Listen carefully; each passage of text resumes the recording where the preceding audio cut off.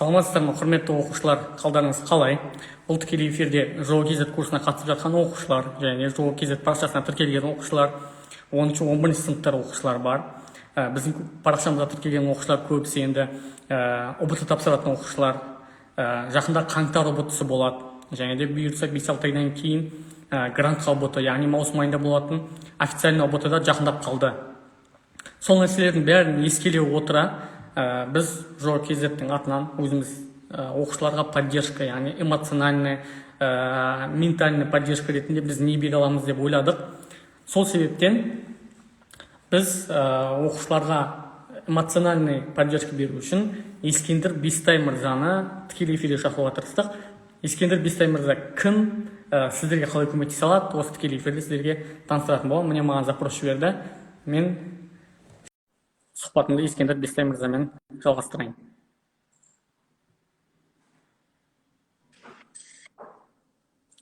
Кеш жарық, қалайсыздар? Ассалаумағалейкум, қалыңыз қалай аға? Уағалейкумассалам, аман шүкір, өздеріңіз? Шүкір, керемет. Ең алдымен рахмет сізге тікелей эфирімізге келгеніңізге. Ең алдымен үшін рахмет. Жауапкершілік. Мен бір кішігірім интро жасап кетейін. Мында сіздің де аудиторияңыз кіріп жатыр прямой эфирге. Себебі адамдар өте көп деп өсіп жатыр да. Жалпы ЖО KZ-ті танымайтын адамдар болса, бұл не прямой эфир екенін мен кішігірім интро жасап кетейін. Одан кейін сіз өзіңіз таныстырып прямой эфирді бірге бастасақ болады. Жалпы ЖО KZ біз 11 сынып оқушыларын ұбт-ға дайындаймыз. Және де біз ұлттық тестілеу орталығының ресми серіктесіміз. ұбт-ға біз онлайн дайындаймыз.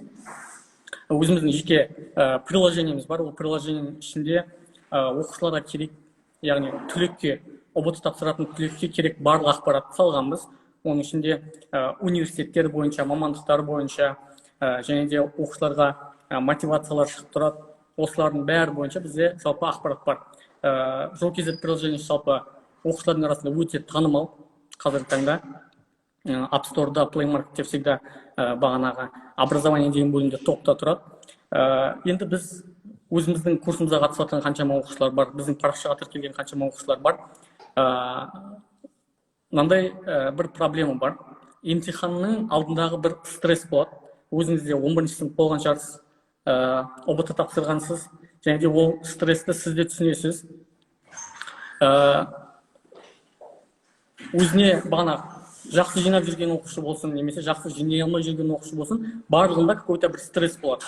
Ол стресстердің ең алдыңғысы, мен жақсы балл жинап, ата-анамның үмітін ақтай аламын ба? Немесе мен қазір ұбт-дан аз балл жинап қалсам, туысқандар не дейді? Мен үй ішім не дейді? Деген сияқты мәселелерден кейін оқушыларға қысым түседі, ол давлениедан өте жаман бағанағы нелер болады. Последствиялар болады, былайша айтқанда. Осы себепті бағана өз оқушыларымызға эмоциональный, кішігірім ментальный поддержка берейін деп біз сізді тікелей эфирімізге шақырдық. Не үшін? Себебі Ескендір мырза өзі педагог, тренер, ата-ана мен бала қарым-қатынасы жайлы зерттеуші, және де үйренуді үйрен практикумының авторы. Ескендір мырза, осыған байланысты тағы да өзіңіз туралы кішігірім айтып кетсеңіз. Тағы да бір рет шақырғандарыңызға рахмет. Мен бұл жерде жаңа сіз айтып отқандай бір эмоциялық қолдау көрсету немесе бір андай ақыл кеңес беретін көз ретінде келіп отқан жоқпын деп ойлаймын. Ондай уәкілеттілік құқық бізге ешкіммен берілмеген шығар. Мен сіз эфирға шақырған кезде қай мақсатпен келуге тырыстым. ұбт тапсырған, ұбт-дан сәтсіз нәтиже алған адам ретінде тәжірибемен бөлісу мақсатында. ұбт қаншалықты маңызды, ұбт біздің өміріміздегі рөлі қандай, үлесі қандай, осыған бір өмірде болған тәжірибе ретінде бөліскім келді. Сондай бір оймен отырмын. Енді менің аудиториям ол көбінесе енді ересек ата-аналар болса да, мына жерде енді жас оқушылар бар деп ойлаймын. Және де бағана Құралай ханымды көріп қалдым, Кеш жарық деген, Кеш жарық Құралай ханыммен жеке амандасып қояйын. Ол кісі біздегі Қазақстандағы ең үлкен мектеп директорларының бірі. Сондай бір өте проактивті позициядағы мықты директорлардың бірі. Егер сол кісі сияқты тағы бір 10 директор болса, Қазақстанның болашағы бар деп сенемін. Енді қараңыз, мынандай бір дүниені айта кетейінші, өзімді таныстыруға қатыстым. бір ғана сіздің айтқаныңызға ремарка ретінде қосылайын. Үйрену практикумының авторы емеспіз. Ол әлемде ең жоғарғы бір нәтиже көрсеткен онлайн курстардың бірі. Барбара Ук деген кісімен құрастырылған. Біз соның қазақ тіліне аударған нұсқасындағы спикеріміз. Яғни оны мен құрастырмаған, біз жай ғана дайын дүниені спикер ретінде алып шыққанбыз, әлеуметтік жоба ретінде. Ол әсіресе мектеп оқушысы үшін былайша айтқан кезде ең бір маңызды құралдардың бірі. Жалпы идеяға келетін болсақ, мына жерде ұбт-ның әсері немесе ұбт-ның үлесі біздің өмірімізде тым асыра бағаланған деп ойлаймын мен. Және ұбт-ға мен былай қарайтын болдым қазіргі кезде. Ол бірінші кезекте білімнің емтихан емес, ол осы уақытқа дейін ата-ана мен баланың арасында қалыптасқан қарым-қатынастың емтиханы деп білемін да. Яғни ұбт бізге арамызда қаншалықты қарым-қатынас бар немесе жоқ екендігін көрсетеді. Мысалы айтады ғой, ақша адамды өзгертпейді, жай ғана ақша адамның ақиқатын көрсетеді деп ше. Тура сол сияқты ұбт бізге қысым бермейді, ұбт бізге стресс бермейді, ұбт кімнің қандай күйде екендігін көрсетеді. Мен осылай қараймын қазір. Керемет. Енді ары қарай осы мәселе туралы енді ашығырақ айтсаңыз. Сіз кішігірім қазір енді не жасадыңыз, интро жасадыңыз. Енді осына ары қарай өзіңіздің бағана историяңызды айтамын дедіңіз. ұбт-тан сәтсіз жинағаныңыз туралы, сол туралы ашығырақ айтсаңыз. Енді андай ұбт-ға қатысты білмеймін неге менде бір максимализм ба сондай болып, мен ешқашан бір күмәнданбадым тапсыра алмай қалатындығыма. Бірақ 10-шы сыныптан бастап мен қысымның астында жүрдім. 11 емес, 11-дің 4-ші тоқсаны, 3-ші тоқсаны емес, 10-шы сыныптан бастап кәдімгі претендент деген логика болды. Біз алтын белгіге үміткер ретінде болдық. Соң үнемі қысымда жүресің. Ол әке-шешең тарапынан болсын, ол мектеп тарапынан болсын, тіпті сыныптастарың тарапынан. Кімге орыстар айтады, кому не лень дейді ғой. Екінің бірі саған ұбт болатындығын және сенде үлкен жүк бар екендігін есіңе салып тұрады да. Білемін, біздікте қандай бір қолдау көрсету емес, құлатуға өте бір өзі икемді халық қой. Сондай бір мәдениет әлі қалыптаспаған ең бекен. Жалпы сондай бір қысымда жүресің. Бірақ ол қысым бола тұра мен өзімді үнемі ойлайтын, мен қателік жібермеймін, мен ұбт-ны ақтаймын. Өйткені енді Құдайға шүкір, мектеп жақсы білім берді деп санаймын. Және ұбт-ның нелер болды, аралық тапсыратындар бар, ұбт-ға дейінгі тапсыратындарының бәрінде, пробныйларда жақсы нәтиже жинап жүрдім. Андай бір өте бір сирек болған, мен керек балды жинай алмай қалған кездерім. Содан бір орынсыз сенімділік болды. Алайда ұбт-ның өзінде мен сол үмітті ақтамадым былайша айтқан кезде. Ата-ананың да, мектептің де кім бар? Үміт артқан адамның бәрінің ешқайсының үмітін ақтамадым. Сөйтіп ұбт-дан сәтсіз нәтиже алдым. Ол мен үшін кәдімгі үлкен соққы болды. Мен қазір сол моментте ұялатын тірліктер істедім. Қазір ұяламын мен оны айтуға, бірақ сіздермен бөлісейін, қандай мақсатпен, қандай ақмақтыққа дейін баруға болатындығын түсіну үшін ғана бөлсейін. Дәл сол моментте мен есімде, мен ұбт-ның нәтижесін мектепте кешке бәріміз жиналып естиміз. Осы кезде біздегі ол кезде қатты онлайн дамымаған, мен мектептің сол кездегі есіктің терезесін сындырғам, нәтижесін естіген кезінде, кейін үйге келген кезде біраз байбалаң салғам деген сияқты. Менің есімде, мен сол апелляция кезеңінде дейін бір үміт болды, бірдеңе реттеуге болатын шығар деп. Бірақ сол апелляцияның соңғы күні бітіп, былайша айтқан кезінде ештеңе өзгермейтіндігіне көз жеткізген кезде өмір аяқталған сияқты болды да мен үшін. Бітті. Болды, ары қарай өмір сүрудің ешқандай мәні жоқ. Қателеспесем 4 күн ба мен жаттым кәдімгі, тұрмай, вертикалды күйге түспей, сол горизонталды күйде бір 4 күн ба жаттым. Тамақ ішпеймін, ештеңе істемеймін, түнімен ұйықтамаймын. Мынандай бір сценка есімде қалып қалған, қабырғаны ұра беремін. Іштегі бір сезімді шығару керек, ол сезімді шығаруды ешкім үйретпеген. Сөйтіп қабырғаны ұра беремін, көрші үйде көршілер келеді ғой, не отыр түннің бір уағында қабырға ұрлап жатқан не істеп ше. Сонда әке-шешем маған не бір қой демейді. Былайша айтқан кезде өздеріне де бір жауапкершілік, кінәні сезінді ме екен, өтір көршілерге түсіндіруге тырысады, енді ұбт-дан құлап еді, анау деген сияқты. Ана кісілер де бір керемет түсіністікпен қабылдайды жаңа. Мен білемін, бір ешкім ештеңке демейді да маған. Сол бір моментте бір қатты әсер еткен, оң тұрғыдан әсер еткен бір фактор болды. Ол мектеп мұғалімінің, ағылшын тілі пәнінің мұғалімінің хабарласқандығы, сол кісімен сөйлескендігім. Сөйлескен кезде де, ол кісілер хабарласқан кезде басында мен біраз телефон алмай қойдым. Сөйтіп үйде басқа кісі алып телефонды, мен сөйлеспейтіндігіме қарамастан телефонды әкеп бере салғандығы. Сол кезде ол кісі мынандай бір не айтты да.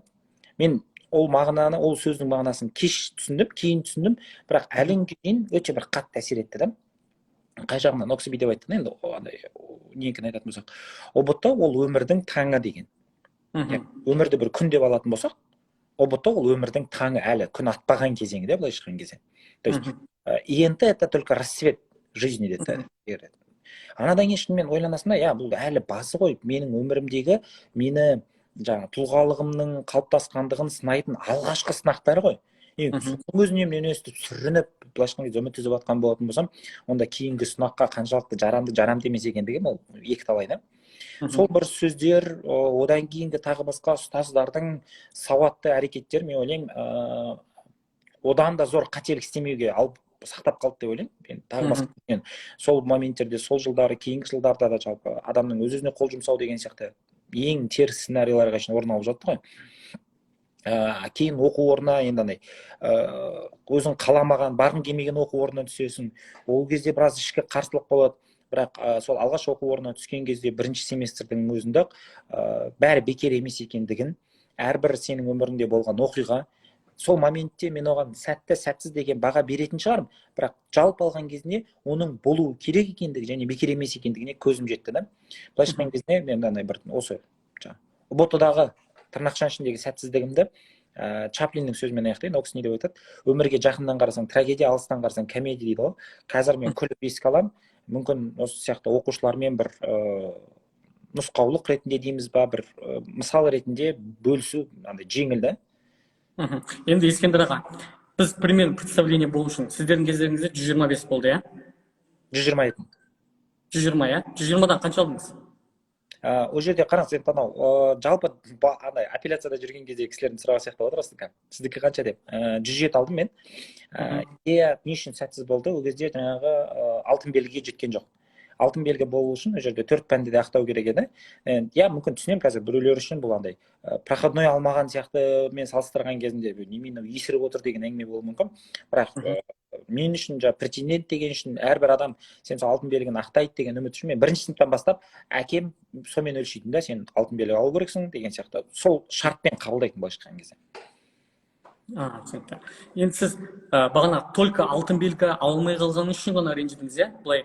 Ол жерде алтын белгі алудан бөлек 4-ші пәнді негізі алтын белгіге маңызды емес етін. Қазір білмеймін қандай екен. Яғни қандай пән таңдасаңыз да алтын белгі алсаңыз кез келген университетке барып түсе аласыз.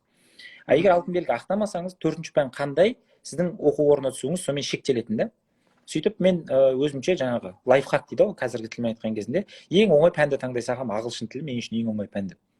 Өйткені ағылшын тілінен пробныйда ең кемі ол кезде бізде 30 балл 27-29 алатынмын да.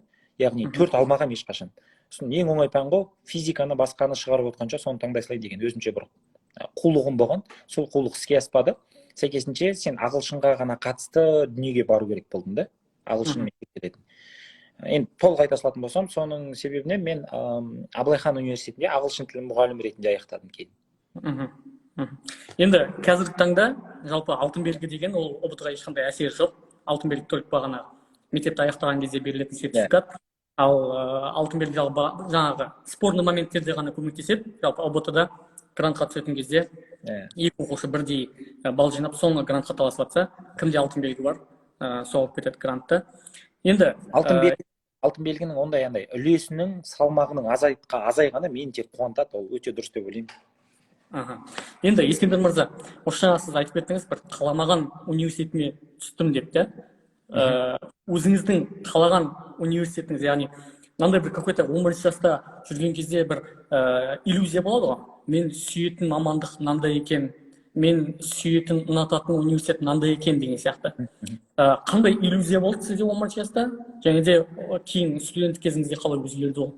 Қараңыз, иллюзия деп айта алмаймын. Мен 10 жылдан бастап Әл-Фараби университетінің физфагына түсемін деп ойлағам, яғни физика факультетіне. Ол жерде балалық кезден 7-ші сыныптан келе жатқан астрофизика қызығатын, яғни сол физика саласында, оның ішінде астрономия саласы мені қатты қызықтыратын. Мен сол салада кәдімгі технический бағыт қой. Сол бағытта өзімді көретін, соған барам деп ойлайтын. Кейін қарап тұрсаңыз, ұбт-ның себебінен гуманитарийға кетіп қалдық та, мүлдем. Былайша айтқан кезде басқа қазіргі тілмен айтқан кезде майндсетті талап ететін сала ғой. Одан қандай түйін алдым.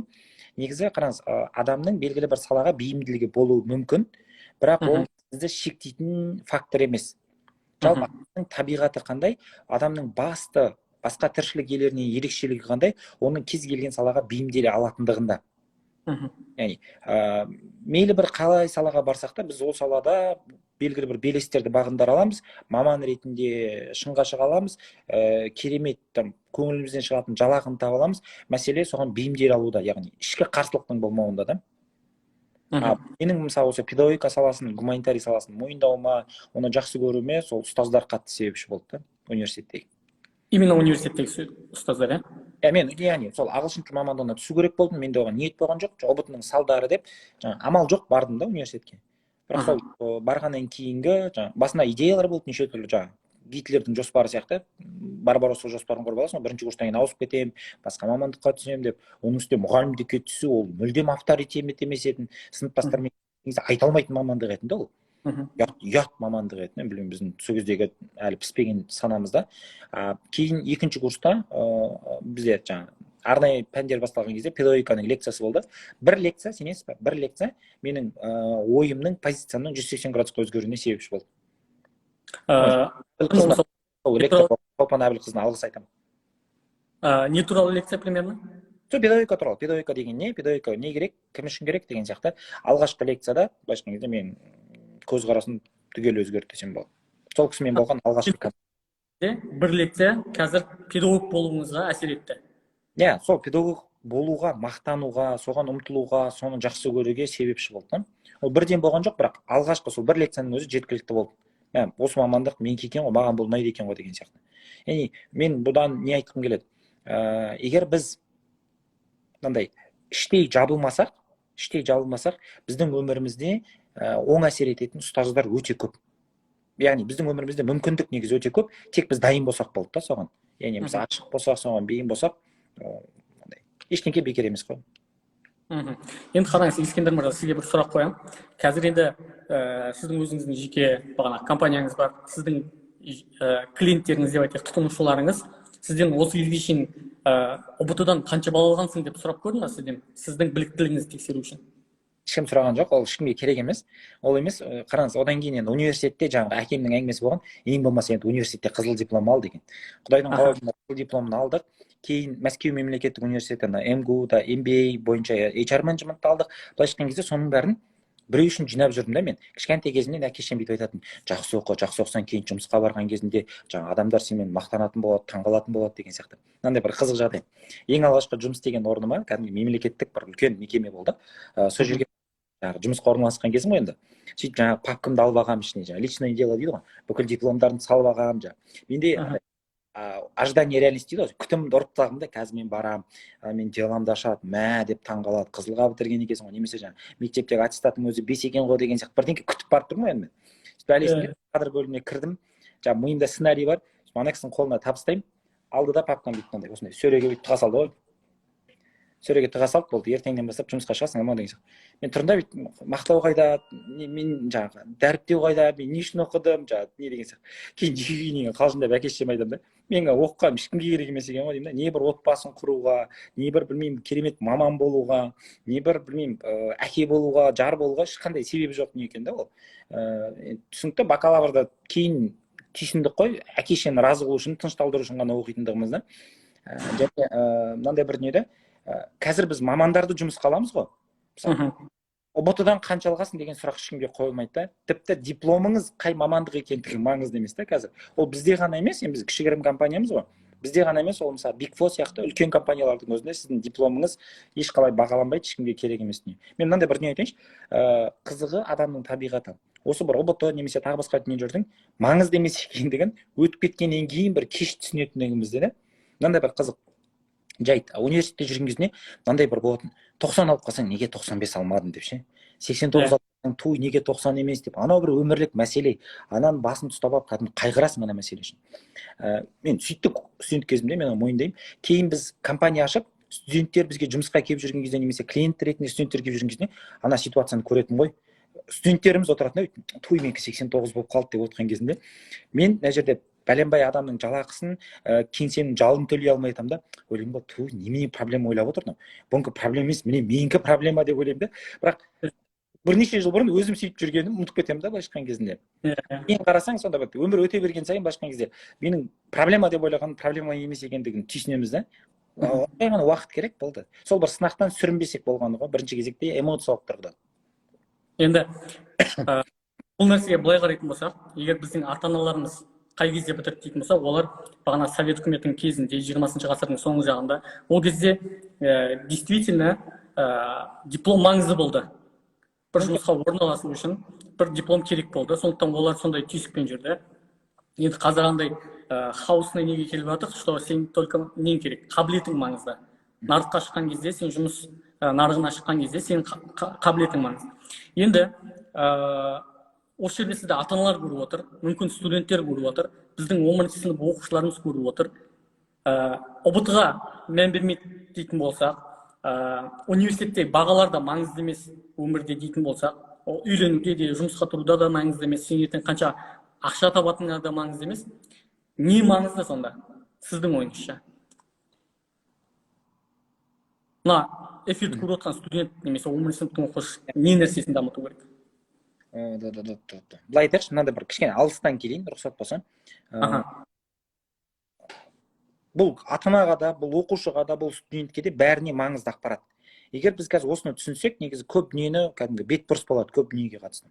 20-шы ғасырда алатын болсақ, яғни біздің әке-шешеміздің былайша айтқан кезде жастық шақ өткен кезеңде өркениет болды. Елестетіңіз, өркениет деген енді орысша айтайық, түсінікті болу үшін, қазір қазақ түсіну үшін орысша айту керек қой. Цивилизация. Және сол өркениетте бірнеше ұрпақ өмір сүрді. То есть поколение. Ол не деген сөз? Мына өркениетте өмір сүріп жатқан ұрпақтың жиған тәжірибесі, білімі келесі ұрпақ үшін автоматом керек. Автоматты түрде. Мысалға айтамын, алғашқы білмеймін, бір қауымдық кезеңді алатын болсақ, менің әке-шешем айтатын болса, мына орманда аю бар, мына өзенде балық көп десең, мен тірі қалу үшін ол ақпарат маған керек. Және мен бұл ақпаратқа зәру болғандықтан, жаңағы ұрпақ мен үшін авторитет, автоматты түрде. Түсіндіре алдым ба? Тура сол сияқты мысалы СССР кезеңін алатын болсақ, ол жақта қандай жаңағы комсомол, пионер деген сияқты өздерінің даму логикасы бар. Одан кейін жаңағы қай жерге жұмысқа кіресің, сол жерден зейнетке шығу керексің деген логика бар. Яғни бұл кісілердің алдыңғы ұрпақтың жиған тәжірибесі, мысалға менің атамның жиған тәжірибесі әкем үшін өзекті, маңызды. Бірақ технологияның дамуымен, интернеттің дамуымен, смартфонның өмірімізге енуімен не болып жатыр? Өркениеттің шеңбері кішірейіп бара жатыр барған сайын. Қазір қандай ситуация 21-ші ғасырда? Бір ұрпақ, бұрын қараңыз, бір өркениетте бірнеше ұрпақ өмір сүрсе, қазір бір ұрпақ бірнеше өркениетті көріп үлгереді. Біздің өзіміз интернет жоқ, түрлі түсті теледидар жоқ заманынан бастап қазіргі технологияның өмірімізге кіріп кеткен заманға шейін бірнеше өркениетті көрдік. Бұл ойын шартының тез өзгеретіндігін дәлелдейді. Яғни менің заманымда өзекті болған ақпарат әке-шешем үшін, әке-шешемнің заманында өзекті болған ақпарат мен үшін өзекті емес. Менің заманымда өзекті болған ақпарат менің балаларым тұрмақ мен үшін 10 жылдан кейін өзекті емес. Сәйкесінше маған авторитет болу өте қиын оның алдында. Түсіндіре алдым ба? Бұрынғыдай дипломның өзексіздігі ол кетіп қалды. Мысалға қазір жастардың көбі мысалы бизнеспен айналысуы мүмкін, бір айталықтан таргет жіберіп жатуы мүмкін. Біздің әке-шешеміз үшін ол түсініксіз әрекет. Әке-шешеміз айтуы мүмкін, балам, адам сияқты білмеймін, акиматқа кірісейші деп ше. Түсіндіңіз ба? Тура сол сияқты ертең біз ол кісілердің қателігін жасаймыз да. Мен қалжыңдап айтамын, біз кейін балаларымызға айтуымыз мүмкін ше, балам, адам сияқты таргет жіберсейші деп ше. Біздің түсінігіміздегі рамка ғой ол. Бірақ оның заманында ойын ережесі басқаша болады, ойын шарты басқаша болады, оған бейімделіп алу керек. Енді осыған сіздің сұрағыңызға жауап ретінде мынандай қабілеттерді үшке бөлуіміз керек деп ойлаймын да. Үшке бөлу. Бірінші неден бастайық? Андай hard skills дейді ғой ағылшын тілінде. Бұны іскерлік қабілеттер деп алайық қазақша. Бұл не деген сөз? Кәдімгі мысалы ағылшын тілін білу hard skillsқа жатады. Компьютерға қарамай blind typing, слепое печатание тері алу ол hard skillsқа жатады. Технологияны, интернетті қолдана алу hard skillsқа жатады. Тағы не болуы мүмкін? Тағы осы сияқты қырғын дүниелер hard skills та ол. Хат жаза алу мысалы hard skillsқа жатады. Проблема не? Осы hard skillстар өте тез ескіреді. Бағанағы өркениет тарап кеткендіктен біз жылына кемі 4 hard skills жаңартып тұруымыз керек та. Әсіресе оқушылар, әсіресе студенттер бәсекеге қабілетті үшін жыл сайын кемі жаңа 4 қабілет үйрену керек. Hard skills, іскерлік қабілеттен. Одан кейін екінші қабілет түрі ол soft skills дейді ағылшын тілінде, немесе адами қабілеттер деп алсақ болады. Яғни сіздің басқа адамдармен ол коммуникация қабілеті, ол коллаборация қабілеті, ол келіссөздер жүргізу қабілеті деген сияқты мәселелерді. Бұлар да ескіреді, бірақ мына іскерлік қабілеттерге қарағанда жайырақ ескіреді. Жылда шамамен 2 адами қабілет үйренсеңіз былай жетеді сізге. яғни мысалы осы жылы 2022-де мен коммуникацияны үйренемін, коллаборацияны үйренемін дейтін болсаңыз, ол шынымен сіздің жұмыста болашақта бәсекеге қабілетті болуыңыз, жақсы жалақы алуыңыздың бәрі осы қабілеттерге байланысты да. Және ең соңғы қабілет, жаңағы үшінші түрі, ол менталды қабілеттер. Ол мысалға күнделік жаза алу, яғни өз-өзіңізге рефлексия, есеп бере алу, ол шүкіршілік айта алу, ол үйрену қабілеті осы менталды қабілетке кіреді. Бұлар былайша айтқан кезде ешқашан тозбайды. Біз технологиялық заманда өмір сүрсек те, Марста өмір сүрсек те, бұлар бәрібір өзекті. Біз әдетте қандай кеңес береміз? Жылына осы бір менталды қабілет алсақ, 2 адами қабілет алсақ, 4 іскерлік қабілет алсақ, мен шамамен жылдық даму картам жеткілікті. Не маңызды? Бірінші кезекте менталды қабілет, тозбайды өйткені ол. Екінші кезекте адами қабілеттер, одан кейін барып іскерлік қабілеттер. Бұрын диплом немесе ұбт-ның көрсеткіші осы қабілеттің бар жоқтығының өлшемі етін. Бірақ ол өлшем ескіріп қалды ғой. Мысалға қазір біз бір дүниені есептейтін болсақ, өлшейтін болсақ, немен өлшейміз? Біз теңгемен өлшейміз. Мысалы, мына көлік қанша тұрады, мынанша миллион тұрады деген сияқты. Бұрын мысалға 20 ғасырда біз немен өлшедік? Біз қоймен өлшедік, мынау мынанша қой тұрады деген сияқты. Біз үшін валюта қой еді. Әліңде үшін қоймен есептемейміз ғой. Ол ескірді, болды. Одан бас тартамыз, жаңа валютаға көшеміз. Тура сол сияқты диплом ол ескірді, қой сияқты. Біз жаңа валютаға ауысуымыз керек та. Осындай қабілеттерге деп ойлаймын. Жақсы. Енді келесі тақырып сәл бұл алдыңғы тақырыптан өзгеше болады. Жыл сайын жалпы біз неше түрлі қайғылы оқиғалар естіп жатамыз. Әсіресе Қазақстандағы жасөспірімдердің арасында өз-өзіне қол жұмсау фактілері. Оның үстіне өткен жылы мысалы үшін 9 кластың оқушысы бір оңтүстік қаласындағы өзіне қол жұмсаған мамасына бір хат жазып кеткен: кешір ана, емтиханнан сәтті өтпеген үшін, кешір ана, үмітіңді ақтай алмадым деген. Сөйтсе 9 сыныпта бағана экзамен тапсырып, сол экзаменнен сәтті өте алмаған екен. 3 алып қалған. Осы жақында ғана Алматыда болған оқиға, ол да тура сондай оқиға. Бағана 10-11 сыныптың оқушысы ұбт-дағы нагрузканы бағана ата-анасының тарапынан берілетін андай бір ата-ананың үміті деген бір визуальный бір нәрсе тұрады ғой бізде, иығымызға жүк сияқты болып, соны бір дұрыс түсінбеуінен. Енді біз мүмкін үлкен поколенияға, яғни 40 жастағы ата-аналарға біз влиять ете алмайтын шығармыз. Бірақ біз сол тараптан келетін қысымды басқаша көруге 11 сыныптарға, мына көріп отқан оқушыларға влиять ете аламыз, это точно. Сол бағана ата-ананың үміті дегеніміз не? Ата-ананың үміті бағанаға ұбт-ның балымен өлшенеді ма? Немесе ұбт-дан аз бал алып қалса, ата-анаң сені шынымен жек көріп кетеді ма? Ата-ананың махаббатын ұбт-мен өлшеген қаншалықты дұрыс? Осы тақырып туралы кеңірек тоқталып өтсеңіз. Мен жалпы жақсы көруді ештеңкемен өлшемеген абзал. Өлшейтін болсақ, ол жақсы көру емес, ол есеп болып кететін сияқты да. Мынандай, жаңа ұбт-ның мына логикасынан бастайықшы. Эйнштейннің мынандай сөзі бар да. Егер балықты, кәдімгі суда жүзетін балықты ағашқа шығу қабілетімен бағалайтын болсақ, яғни балыққа қалай баға беретін болсақ, ол балық өзін өмір бойы сорлы санап өтетін еді дейді. Ағашқа шығып. Бірақ қазақта да сөз бар ғой, мысалы, балыққа саяз судан терең оңай, ақынға қара сөзден өлең оңай деген сияқты. Әркімнің белгілі бір салаға бейімділігі болады. Өкінішке қарай ұбт оны көрсете алмайды ешқалайсы. Мысалы, мектеп директорының хаты бар, мен осыдан 1 жыл бұрын ұбт-ның кезінде жариялаған едім. Мектеп директоры мынандай дүние айтады: құрметті ата-аналар, маңызды бір кезең, емтихан, ұбт, бірақ түсініңіздерші дейді, біздің оқушыларымыздың арасында бір керемет физик, керемет ғалым бар шығар, керемет музыкант бар шығар, шығармашылық адамдар бар шығар. Олардың бәрін осы бір ұбт-ға келіп, сол ұбт-ның нәтижесімен ғана баламызды шартты қабылдамайық деген үндеу тастайды былайша айтқан кезде. Немесе бір дүние жаңа хатқа қатысты айтуға да болады.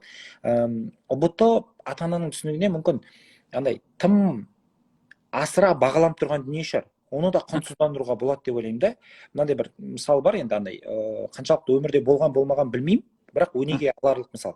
Бір қыз бала жаңағыдай анасына хат жазады. Айталық ұбт-дан кейін: анашым, мен сенің үмітіңді ақтамадым, ұбт-дан құладым. Сіз қалаған балды алмадым. Ол аздай. Соңғы уақытта осы ұбт-ның қысымынан наша шеге бастап едім. Қазір тәуелділігім анықталды. Ол аздай қазір білмеймін, сол ерте жастан аяғым жүкті болып қалды. Жүкті болып қалдым. Ол аз ба, мен әкесі кім екенін де білмеймін оны. Шешім қабылдадым, бөлек кетіп, құрып кетуге, сендердің өмірлеріңде отбасыларыңа лайық болмай қойын, сүйектеріңе қара таңба түсірмей қойын. Үйдегі бүкіл ақшаны, бүкіл алтынды алып кеттім күн көру үшін. Білмеймін, тағы осындай керемет қорқынышты сценарийлер жазып келеді. Соңында жазды, анасым қалжыңдай, ештеңке болған жоқ, жай ғана ұбт-дан төмен баға алдым. Ананың бәрін не үшін жаздым? Сізге өмірде ұбт ең маңызды зат емес екенін көрсету үшін ғана дейді. Одан да қорқынышты, одан да сорақы сценарийлер бар негізі.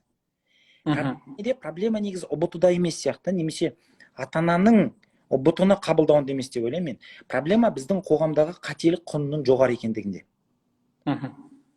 Саясат Нұрбековті білесіз ғой, сол кісімен бір қоғамдық лекциядан өте бір мынандай қызық талқылау болды. Сол кезде бір жігіт мынандай сұрақ қойды: бізден Нобель сыйлығының лауреаты қашан шығады? Ол кісі ешқашан деп жауап берді. Біз таңғалдық, қалай сондай бір пессимистік көзқарас деген кезде. Сол кезде ол кісі айтады, қараңдаршы, біздің қоғамда қателіктің құны өте жоғары. Кез келген сүрінген адамды бірінші кезекте туған туысқандарынан, әке шешесінен бастап бәрі міскіндеп тастауға дайын тұрады. Қателіктің құны жоғары болған кезде ешқандай ғылыми техникалық революция орын алмайды дейді ол кісі. Тура біз тамсанатын Америка сияқты елдерді алатын болсақ, оларда қателіктің құны өте төмен. Қызығы, соның себебінен олар көп қателік жасамайды. Біз үшін қателіктің құны жоғары болған соң біз ең үлкен қателікті істейміз. Суицид сияқты, немесе тіпті әрекетсіздік сияқты.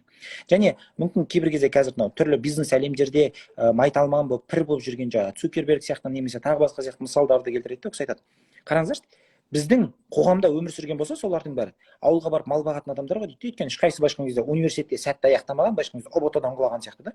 Бірінші кезекте өзінің әке шешесі қуалап жүретін еді. Мен ата-аналарға мынандай бір үндеу айтқым келеді. Ютубта сол видео бар, кіріп қарабаса болады. Цукербергтің Гарвардқа түскен сәті. Төсектің, яғни 2 деңгейлі төсектің астында тұрады, компьютерді ашып, нәтижені күтіп қарап жатыр. Қарайды, Гарвардқа түскен екен, әкесі қателеспесем түсіріп тұр бейнеге, сөйтіп бәрі қуанады, вау, керемет, тамаша деген сияқты. Қарашы, енді кез келген ата-ана баласы Гарвардқа түссе қуанады ғой, ол үшін керемет бір деңгей керек емес та. Бірақ қызығы қараңыз, сол Цукерберг Гарвардты тастаймын деген кезінде, мен оқымаймын ары қарай деген кезінде, бірінші кезекте әкесінен қолдау табады. Осы жерде қанша әке бізге осы қолдауды көрсете алады. Мынандай білмеймін, бізге сен қолыңнан келмейді, сен істей алмайсың, сен сорлысың деп айтатын адам былай жетеді негізі, қоғамда да, басқада да. Ең болмаса сол біз жақындарымыздан қолдау табылсақ тамаша болар еді. Біздің әке шешеміз қоғамның ықпалымен бізге қандай қысым түсіп жатқан болса, әке шешемізге де тура осылай ел не дейді деген қысым бар. Ол кісілер ауылдан шыққан адам ретінде ол жұрттың сөзі деген ол кісілерге өте қатты әсер етеді. Бізге оларға да тура сондай қысым бар да негізі. Мәселе неде? Мәселе ата-анаға бір қарым-қатынас орната алуда ғой. Мынандай, білмеймін, енді лайфхак ретінде айтсақ бола ма, білмеймін. Белсенді тыңдау деген құрал бар. Белсенді тыңдай алсақ ата-анамызды. Ата-анамызға негізі біздің ұбт-дан бір керемет бал алғанымыз керек емес түптің түбінде. Ата-анамызға біздің бақытты болғанымыз керек. Ата-анамызға білмеймін, біздің бәсекеге қабілетті болғанымыз, болашақта олардың елге қараған бетін жерге қаратпағанымыз керек та. Ата-аналар оны ұбт-мен өлшеп жатқан шығар, бірақ оған қарамастан біз олай өлшемейді. Мысалы қараңыз, бағанағы өркениеттің қысқарғандығын айттық қой. Ол мынандай дүние. Үлкен ұрпақ кіші ұрпақты үйретпейді, кіші ұрпақ үлкен ұрпақты үйрететін. Кері менторлық қалып келді былайша айтқан кезде. Қазір мысалға немере ата-әжесіне компьютер ұстауды немесе телефон ұстауды үйретеді. Тура сол сияқты осындай бір өмірлік дүниелерде біз жас болсақ та, 11-ші сынып оқушы болсақ та, біз әке шешемізге былай үлгі өнеге боламыз деп ойлаймын да. Қатынас құру тақырыбынан басқа тақырыбынан. Қараңыз, бізде ата-анамызды сөгу, немесе оларды айыптау, қабылдамау құқығы жоқ. Бізде бірақ қана мүмкіндік бар да. Ол кісілердің сол бар күйінде біз оларды шартсыз қабылдасақ, олар да бізді шартсыз қабылдайды деп ойлаймын. Мен соған сенемін. Жауап бере алдым ба сұрағыңызға? Жауап бере алдыңыз. Енді мен бір нәрсені уточнять ету үшін детальнее сұрайын. Қараңыз, кез келген моментте мен қуып кетсем, сіз тоқта, стоп деп айтудан қысылмаңыз. Жақсы, бәрі керемет келе жатыр, комментарийлерді оқып отырмын, жақсы келе жатыр жауаптар. Енді мынандай нәрсе бар, оқушы, енді ата-ана әрдайым оқушы үшін авторитет болып келді. Ол себебі жасы үлкен, ол өмірді көп көрген, кішкентай кезден бастап бұйрық берген, ақыл кеңестерін айтқан. Ата-ана оқушы үшін, ата-ана оқушы үшін авторитет какой-то бір. Енді ол бағанағы ата-ана тарапынан қолдау көрінбей жатқан кезде жабылып қалады, үндемей қалады, немесе бір нәрсе бүлдіреді, былайша айтқанда. Барып ата-анасымен қайтадан бір сөйлесіп көрудің орнына, қайтадан бір бағана мостты құрудың орнына мостты өртеп жібереді. Енді осы жерде бір оқушыларға бір лайфхактар айтсаңыз, именно ата-анамен сөйлесудің тактикалары туралы.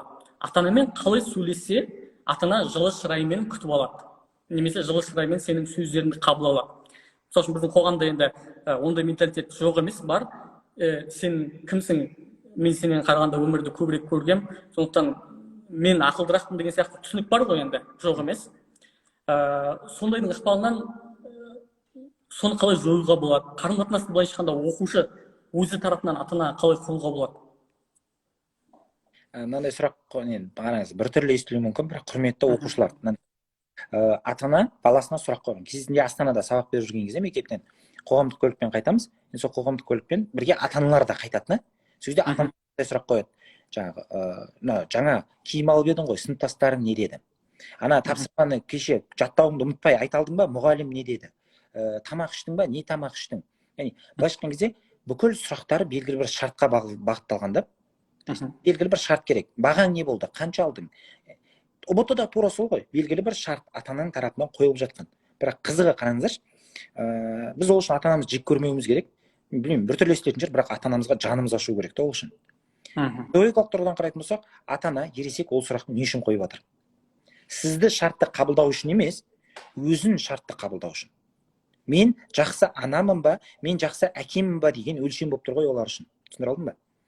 Бұл жерде ол сіз жақсы бес алсаңыз, немесе ұбт-ын алмай қалсаңыз, сізді жақсы көрмей тұрған жоқ ол. Ол өзін жақсы көре алмай тұр да. Өзін әлі қабылдап үйренбегеннен автомат түрде ол сізді де басқаны да қабылдай алмайды. Менің ойымша, осы уақытта біз оларды, яғни жас болсақ та мүмкін, тәжірибеміз әлі олардікі сияқты болмаса да, бірақ ақыл қабілетіміз немесе сезім деңгейі әлдеқайда терең деп білемін да. Біз бірінші қадам жасасақ, ол кісілерді шартсыз қабылдасақ, автомат түрде ол кісілерде бізді шартты қабылдау қажеттілігі жойылады. Қарашы, адамды шартты қабылдай бастаса, егер мені мейлі кім болсын, тіпті бөтен адам шартты қабылдай бастаса, мен айналамды өзімді шартты қабылдағаннан кейін, шартсыз қабылдағаннан кейін, айналамды да шартсыз қабылдай бастаймын ғой. Яғни, қараңыздар, мынандай бір дүние бар да, қарым-қатынасқа қатысты. Баяғыда бір оқиға болады, ұстаз бен шәкірт бір мәселеге келіспей қалады. Сөйтіп, шәкірті ашуланып кетіп қалады. Есікті тарс жауып.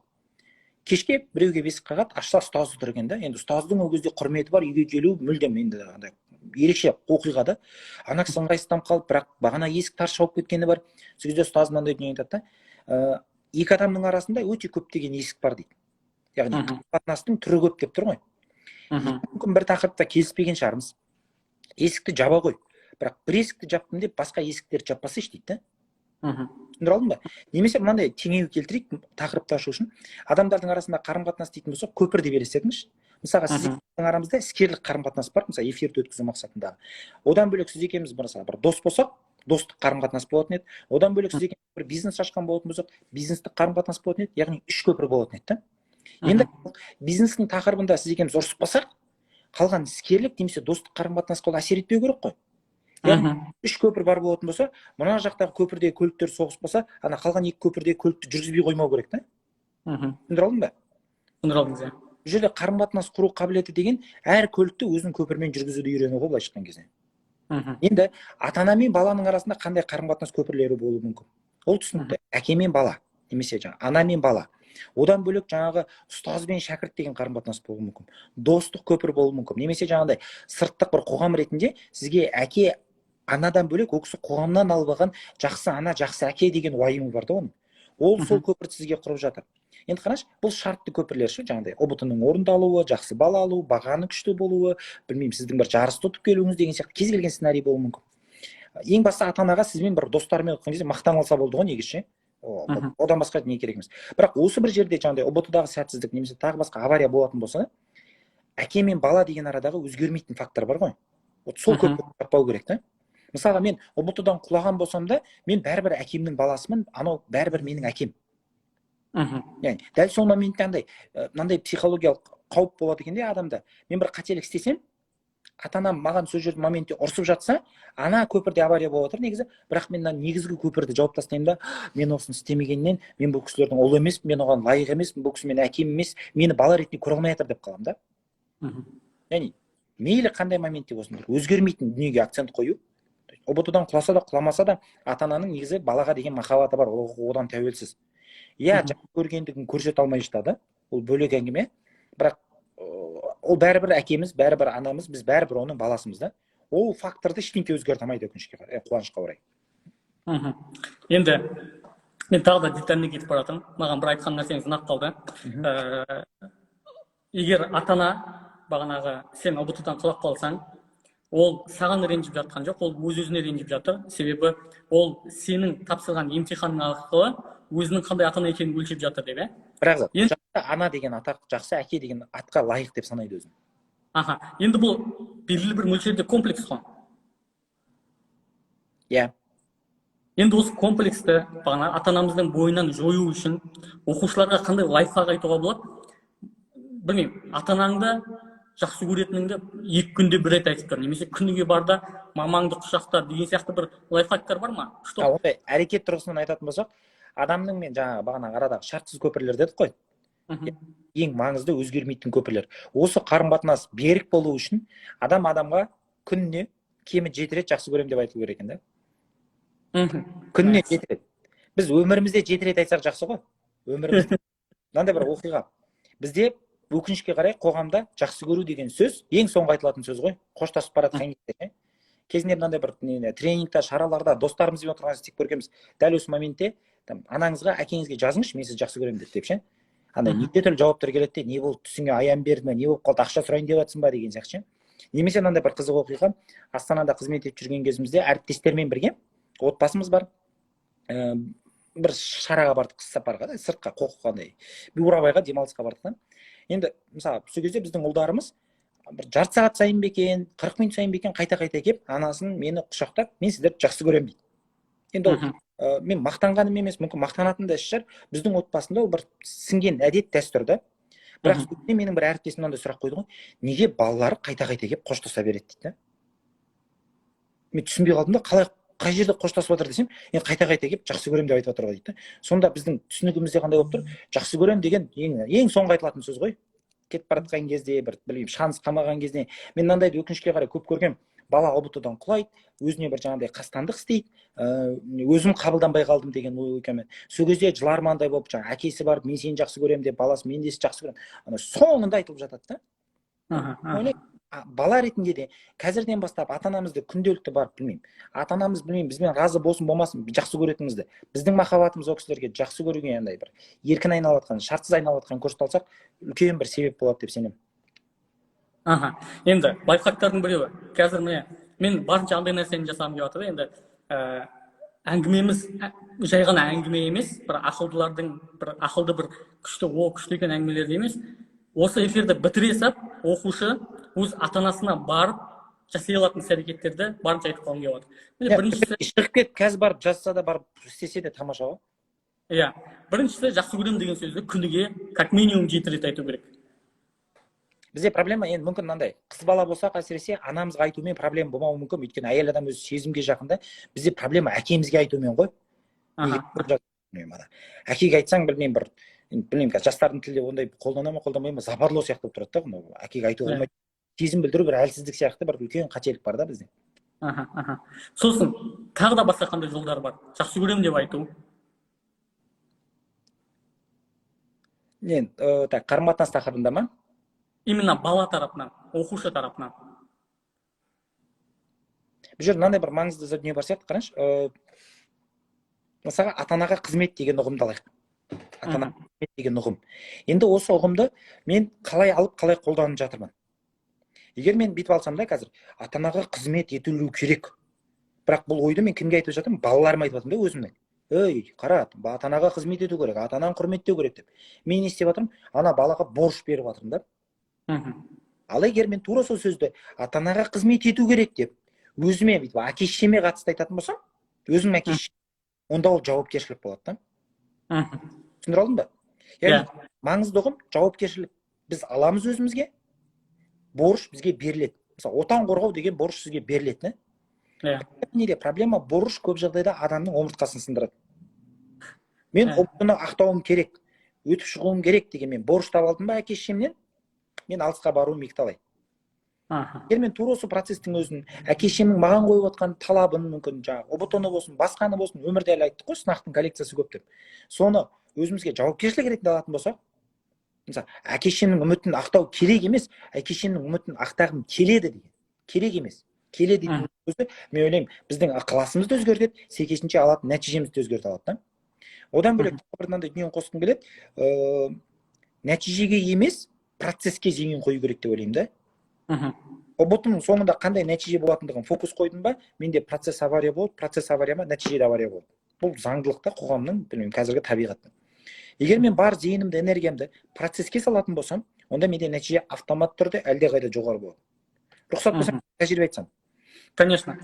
Ағылшын тілін білетін кісілер болатын болса, Candle problem деп іздесе, интернетте толық ақпарат бар бұл туралы. Тіке аударсақ, майшам проблемасы деп аталады. Бұл тәжірибеде не істейді? Екі топ адамды жинайды.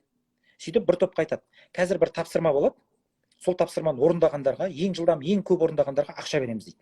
Яғни бір нәтижеге фокус қойдыртады да бұларға. Екінші бір топ адамды жинайды, оларға айтады, қазір бір тапсырма бар, қызық үшін істеп көрейік дейді. Сөйтіп топты араластырады. Қайтадан екі топ бар, ішінде жартылайы ақшалай, жартылай қызық үшін, жартылай ақшалай, жартылай қызық үшін. Бірақ бұлар бірін-бірінің не үшін жүргенін білмейді. Екеуін былайша айтқан кезде құрам бойынша бірдей топқа, біреуіне қиын тапсырма береді, өте күрделі, біреуіне оп-оңай тапсырма береді. Енді қараңыздар, құрметті қатысушылар. Оңай тапсырма берген кезде жылдам орындағандар ақшамен келгендер, ақша үшін келгендер. Бұдан айтылады. Қиын тапсырма берілген кезінде қызық үшін келгендер бірінші орындайды, көп орындайды. Бұдан қандай сабақ аламыз? Егер мен мынандай бір мақсат үшін істеуім керек деп борыш ала бастадым ба, мен миымның потенциалын блокқа түсіре бастаймын. Мысалға мен бір есеп шығара алуым мүмкін, бірақ стресстің кесірінен, қысымның кесірінен мен не істеймін, сол шығара алатын есебдің өзін шығара алмай қаламын да. Ғалымдарға сенсек, мен потенциалымды кемі 30%-ға блоктаймын. Мысалы, 10 есеп шығара алатын болсам, стресстің себебімен минимум 3 есеп шығара алмай қаламын мен. Ал егер мен соны жаңағыдай нәтиже үшін емес, процесс үшін істеп жүрген болатын болсам, мен керісінше потенциалымның есіктерін ашамын да. 2 есеп шығара алатын болсам, 8-9 есеп шығарып кетуім әбден мүмкін. Вообще супер. Рахмет. Тема болып жатыр. Біздің көріп отырған көрермендерімізге ұнап жатыр прямой эфир. Рахмет сізге, Ескендір аға. Енді сіз білмеймін, өміріңізде кездестірдіңіз ба, кездестірмедіңіз ба? Сізге ата-анаңыз, балам, сен мына мамандыққа баруың керек деп айтты ма? Немесе мамандықты өзіңіз таңдадыңыз ба? Қазіргі жастардың 11 жастардың арасындағы проблема мамандық таңдай алмайды. Немесе мен бағанағы қай мамандықты жақсы көретінін білмеймін, қай мамандықты сүйетінімді білмеймін. Сондай сияқты бір нелер бар. Өздерінің бастарында қойған бір шектеулер бар. Сол нәрсеге қалай көмектесе аласыз? Бағана ата-ана тарапынан болатын мамандық жайлы сен балам мына мамандық бол десе, содан қалай шығуға болады? Сол ситуациядан қалай шығуға болады? Қараңыз, мен ойлаймын, ата-ана тұрмақ, арнайы футурист ғалымдар, мүмкін болашақта болжайтын мамандар 10 жыл емес, 5 жылдан кейін не болатынын айта алмайды. Қазір нарықта ең жоғары төленетін позицияларды алатын болсақ, осыдан 5 жыл бұрын олар болмаған нарықта. Қателеспесем, Сарынжипов деген кісі білім ғылым министрі болып тұрған кезде мынандай дүние айтқан: біз балаларды жоқ мамандыққа дайындауымыз керек деп ше. Сол кезде тіпті оны Иван Урганттың жаңа ночной неме бірдеңке деген сияқты бағдарламасының өзіне үшін соны мазақ қылып күлді да, қалай жоқ мамандыққа дайындау деп. Асылында өте орынды әңгіме айтылды ол жерде негізі. Неде біз енді жоғарғы оқу орнының мәдениетіне келетін болсақ, философиясына, адамды белгілі бір мамандықты игере алатындай емес, белгілі бір мамандық білген жаңағы финанс па, қаржы ма, соны неме финанс, қаржы бір зат айтып тұрмын ғой. Жаңағы IT ма нені үйретуде емес, кез келген мамандықты үйрене алатындай қылып негізі тәрбиелеуіміз керек қой. Менің айтқым келіп тұрғаны, ата-ана болсын, тіпті қазір мамандар болсын, сізге болжам айта алмайды. Енді бала не істей алады? Профориентациялық түрлі құралдар бар, тесттер бар, соны қолданса болады. Бірақ бұл құралдарды қолданған кезде мынаны түсіну керек та. Ол мені шектеуші фактор болмау керек. Мысалға адам, мен IT-ға жарамды, технарь сияқты мамандыққа икемді болған болсам, мен соған баратын болсам, не істеймін? Бейімделу қабілетін шектеп жатырмын да мен. Кейде бұл табиғатыңызға қарсы жүретін болсаңыз, керісінше бейімделу қабілетіңізді өсіресіз. маңызды емес негізі қай салаға баратынымыз ше. Адам кез келген салада да ақша таба алады, адам кез келген салада да жетістікке жетіп танымал болып мойындала алады да.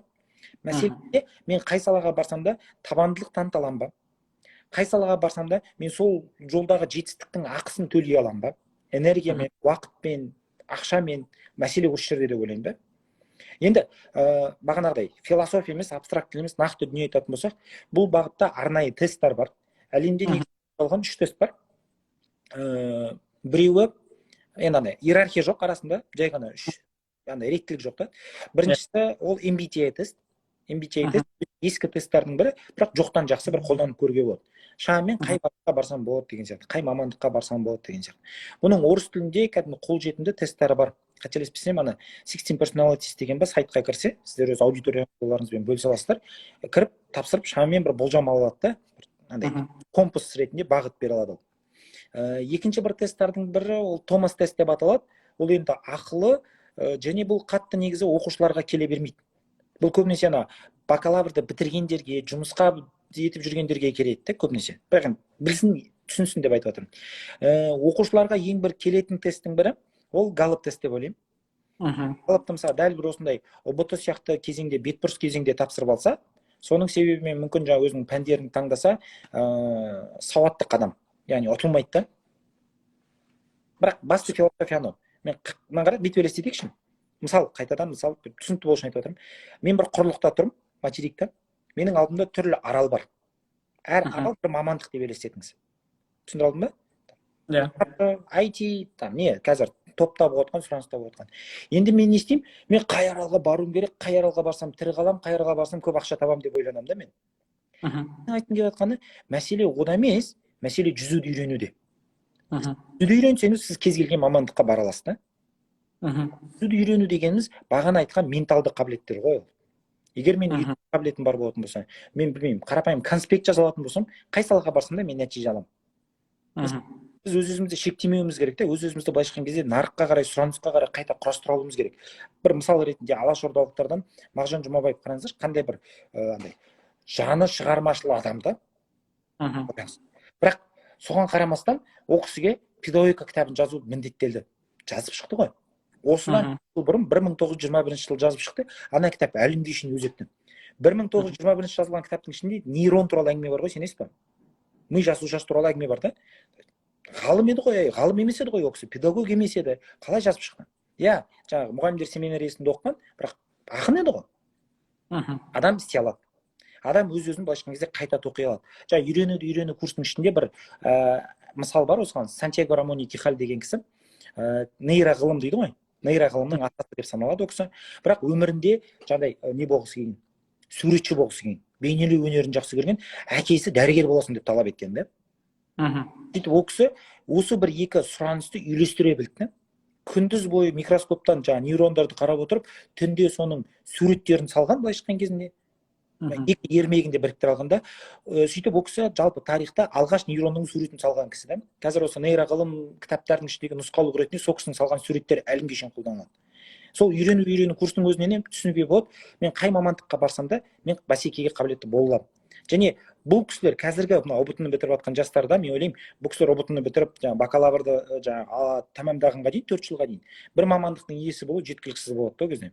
Менің ойымша, 2-3 мамандықты игеру керек. Бәсекеге қабілетті болу үшін, жоғарғы жалақы алу үшін, өмірдегі мүмкін бір дүниелік армандарымызды жүзеге асыру үшін. Ескендір мырза, енді ең соңғы сұрағым, сіздің бір сағаттан сақталмай қалады ғой? Жоқ, бір сағаттан қазір асыра берсе болады прямой эфир. Мына сіздің үйрену бағанағы практикумын аударғансыздар. Енді осыны ұбт-да қалай қолдануға болады оқушыларға? Былай жауап берейін, қайтадан мысалмен. ұбт болсын, білмеймін, менің алдымда тұратын үйрену керек, физика пәні ма, химия пәні ма, қандай пән тұр, соны тамақ деп елестетейік. Палап, манты, білмеймін, не бар, бешбармақ, кете береді. Үйрену, сол тамақтану әдебі ғой. Яғни мен бірінші десерт жемеуім керек, бірінші ішесің, соң екінші, соң барып десерт деген сияқты тамақтану логикасын береді. Мейлі мен қай пәнді үйренейін, менің миым қалай жұмыс істейді. Қарапайым, мен есте сақтау қабілетім қалай құрастырылған. Үйрену курсынан кейін оқушыларда қандай өзгерістер байқаймыз. Өзімен таныса бастайды ғой былайша айтқан кезде. Мен былай үйренеді екенмін, менің миым осылай жаттайды екен, жаттауда қай жерде менде ақау бар. Мысалы ұбт-ны қарапайым жауаптарын жаттауда мен не істеуім керек, мен қандай құралды қолдануым керек, менің үйрену стилім қандай, менің үйрену жылдамдығым қандай деген сияқты сондай бір іргелі мәселелерге жауап ала алады деп ойлаймын. Вообще супер екен. Негізі қоса салайын, бұл үйрену курсын мен жарнамалап жатыр деп ойлап қалған болсаңыздар, солай ойлаңыздар. Шынымен жарнамалап жатырмын. Бірақ қандай бұл коммерциялық мақсатта емес. Сіздер кіріп оқығаннан мен қалтама ештеңке түспейді. Оның бағасы 0 теңге. Тегін емес, 0 теңге. Неге өйткені тегін емес деп айтам.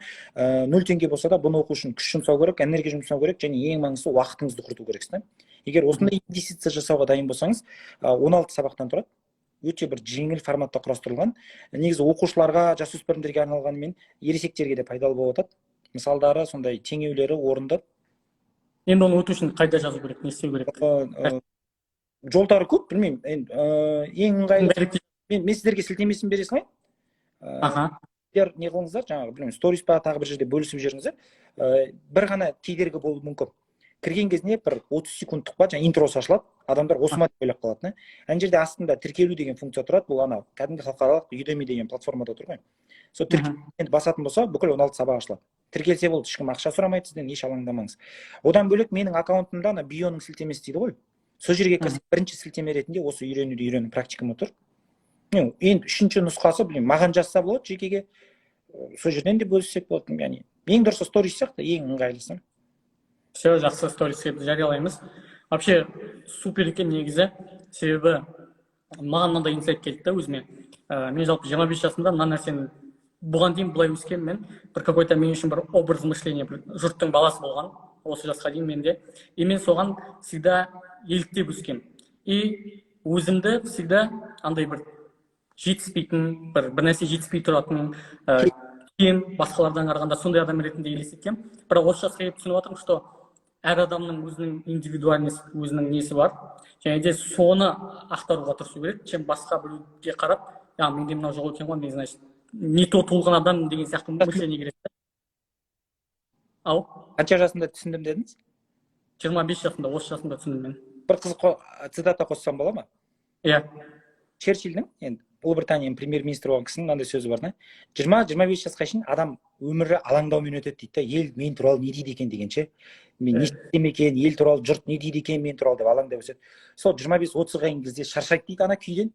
Ой, әкесін не демесе о десін деп былай шыққан кезде сондай бір тағы бір 10 жыл өмір сүреді дейді.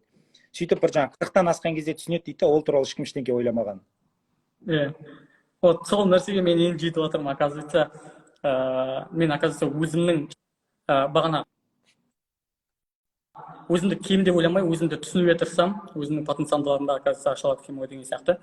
Ескендір мырза, енді сізге рахмет. Бағанағы сіздің практикумыңызбен біз сториста міндетті түрде бөлісеміз, оқушыларға қалай кіретінін де көрсетіп береміз, скорее всего, видеомен. Сізге үлкен алғысым шексіз. Осы прямой эфирді біз сақтап қоямыз өзіміздің Instagram парақшамызда, және YouTube-қа да жүктейміз. Жақсы, келесі кездескенше деп айтайын. Болашақта бұйырса тағы да сізбен прямой эфирлер жасағымыз келеді. Сіздерге де мың алғыс. Мен бір мынандай қорытынды айта салайыншы. Кейде бағанағыдай іштей бір кемелсіздік сезініп тұрған кезде, бірдеңке жетіспей тұрғандай сезініп тұрған кезде, біз бір сол дүниені сырттан іздей бастаймыз да. Яғни ішіміз қуыс болған сайын сыртты бетон қылуға тырысамыз. Оны мүмкін кейде бір дүниемен, жаңағыдай жетістікпен кемелдендіруге тырысамыз. Бірақ мынаны түсіну керек деп ойлаймын. Барша қатысып отқан кісілерге, әсіресе оқушыларға, сізге өмірде керек дүниенің бәрі сізде бар. Сіз кемелсіз, бұл алаңдамаңыз, қалғаны бәрі қайырлысы бұйырғаны болады. Все, керемет. Осындай керемет нотада аяқтайық. Вообще супер. Рахмет, сау болыңыз.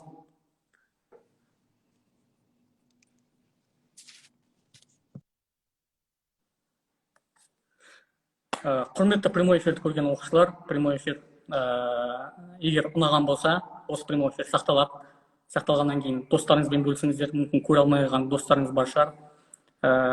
Сіздерге де үлкен рахмет осы прямой эфирге кіргендеріңізге. Келесі кездескенше қош саламатта болыңыздар. Айтпақшы 11 сыныптың оқушыларына бір анонс жасап кетейін. Ертең, Құдай қаласа, жұма күні ертең, кешкі сағат 7-де ұлттық тестілеу орталығының директоры Руслан Мырзабаевпен бірге прямой эфирге шығамыз. сол прямой эфирде ұбт-ға байланысты бүкіл сұрақтарыңызды қоя аласыздар. Бағанағы бізге дәректе жиі келетін сұрақтар, осы жылы прямой эфир, прямой эфир деп қойма, осы жылы ұбт, қазір мен комментарийді оқи салайыншы. Окей, комментарийді оқыстым. Осы жылы бағана ұбт қанша рет болады, грантқа ұбт қанша рет болады, қанша грант бөлінеді деген сияқты сұрақтардың барлығына ұлттық тестілеу орталығының директоры Руслан Мырзабаевтың өз аузынан еститін боламыз, соларға жауапты, сол сұрақтарға жауапты. Сондықтан ертең бағана бізді енді біліп атқан, жалпы біздің ұбт-ға дайындық курсы екенімізді енді біліп атқан адамдар болатын болса, бізге тіркеліп қойыңыздар. Ертең Руслан Мырзабаевпен бірге, ұлттық тестілеу орталығының директоры, біз прямой эфирге шығамыз. Енді сол прямой эфирде біз сіздердің көкейлеріңізде жүрген бүкіл сұрақтарды қоятын боламыз. Сіздерге де рахмет. Осы прямой эфирге кіріп, бізді қолдағандарыңызға. Прямой эфир тағы да сақталады. Және де сілтемесімен достармен бөліссеңіздер болады. Сау болыңыздар.